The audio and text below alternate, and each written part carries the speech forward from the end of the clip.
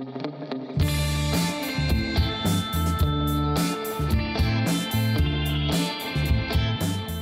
þá höldum við áfram með föstudagsþáttinn.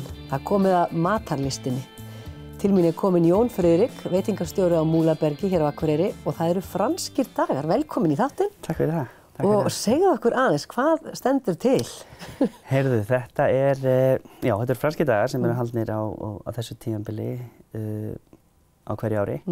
Þetta er 5. árið sem þetta er haldið og þetta er stórt. Þetta eru 103.500 veitingastæðir í 152 löndum sem að taka þátt í þessu.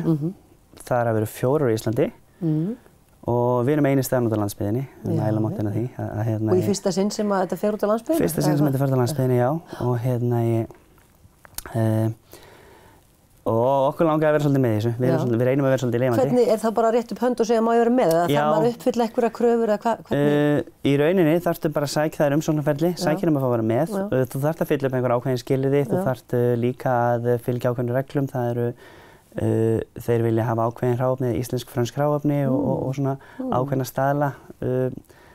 Í umsóknarferlinu þarft að tala svolítið kokkinn, hvað hann hefur gert, fyrirskrá og slíkt. Og þau gæti alveg sagt nei því miður? Það hlýtur að vera, já. Mögulega geta það örugglega, já, computer says no. Þetta er ekki að fylla upp. En ég held samt að þeir hillu nú undir sem flesta sem vilja taka þátt, sko. Og gera þetta vel. Og þurftir þú þá að senda inn svona kannski einhverjar hugmyndir, lausmótaðar hugmyndir að matseðli? Já, þú þarft að segja, matseðlinn þarf að fara inn þarna og hann þarf að fara til þeirra til samþykktar og svoleiðis. Og þá undir líka örugglega fyrir í auglýsingaskyni og fleiru, sko. Og þá þarftu strax að vita þegar þú sækir sko hvaða hráefni þú ætlar að nota, hvaðan þú fær það, jafnvel? Já, í rauninni, já. Og þeir leggja áherslu að þetta sé íslenskt-franskt hráefni og áherslunar á þessu ári úr Provence-héraði í Frakklandi og það er kannski misjafnt frá ári til árs hvaða hérað það er. Já, ég held það. Og þurftirðu þá bara að leggjast í rannsóknarvinnu, þú veist, Provence, hvað eru þeir með, eða vissur þetta bara, eða hvernig? Kokkurinn minn, Haukur Gröndal, hann fór í þá vinnu og hann er óbáslega vel að sér í þessum hlutum og hann var enga stund að kokka upp þennan frábæra seðil. Við ætlum aðeins að fara yfir þetta. Það er byrjað á listauka á kampavíni. Yes. Er eitthvað hægt að segja hver listaukinn er? Hann er í rauninni bara svona blandaður held ég bakki sem kemur frá þeim, sko. Já, eitthvað svona smakkeri. Já. Svo kemur andalifra terrín með súrsuðum sveppum og fíkjumauki.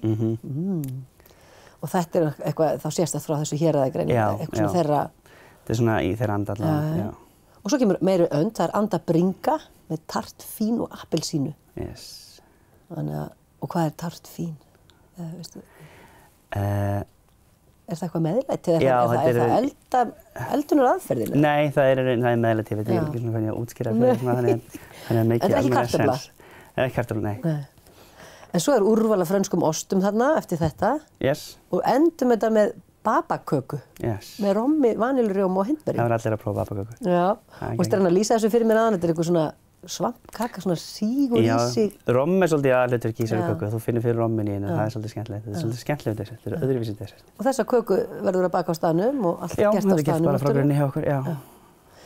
Og þetta kostar bara innan við 9.000 kall, þessi seðill, og þetta er í boði núna, sem sagt, helgina. Það byrjaði í gær, 5. dag, og svo í kvöld, 1. dag og laugardag. Yes. Og það er svolítið þétt setið. Það er orðið vel bókað, já, og bara fór vel á stað, ótrúlega vel á stað. En ef fólk sér þetta og vill drífa sig, þá gætið mögulega riggað upp sunnudagskvöldinu. Já, við vorum með það opið. Ef hérna umsóknin og allt verður vitlaust, þá myndum við hendi það. Sem það hlýtur að verða eftir þessu umfjöllun. Já, allavega eins og þetta fer á stað, þá erum við mongo við það.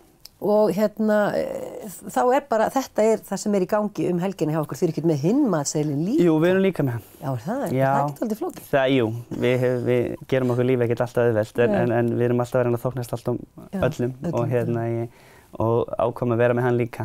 Þurfið að hóa í auka mannskap? Já, það er svolítið miklu tjaldað til þegar þetta er og yfirleitt náttúrulega fyrir utan veitingastæðin erum við oftast og yfirleitt alltaf allar helgar með eitthvað annað í gangi inn í sölum með jafnvel árstíð eða hópar eða eitthvað slíkt og þannig það er ekki ekki bara veitingastæðin sem er í gangi á okkur, þetta er svolítið fjölbreyttur rekstur. Og þú ert veitingastjóri og þú hefur þá yfir umsjón með þessu öllu saman eða hvað? Já, í rauninni. Hvað eru margir starfsmenn þá á þínum vegum? Hefurðu tölað af því? Já, ég held ég sem er svona 60 starfsmenn í vinnu og í rauninni ekki allir auðvitað í fullu starfi en þetta er stór deild, þetta eru 5 deildir og undir því þetta morgunmatur líka, kokkar, þjónar.